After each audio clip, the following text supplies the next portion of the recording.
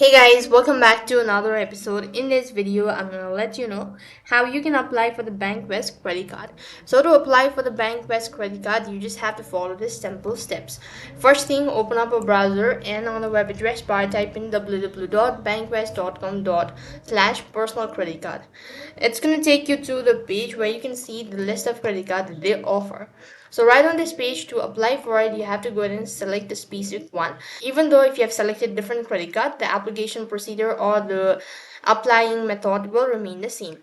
So go ahead and press the learn more option, and you could go and read the information as well before you click on apply today.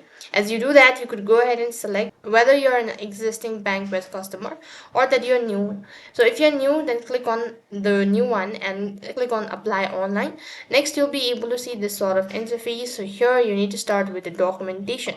So go ahead and enter in or fill out all of the information that has been asked, and with that you'll have completely applied for the Bankwest credit card. That is all for this video. I hope the video was helpful. Make sure to like, share and subscribe to our channel.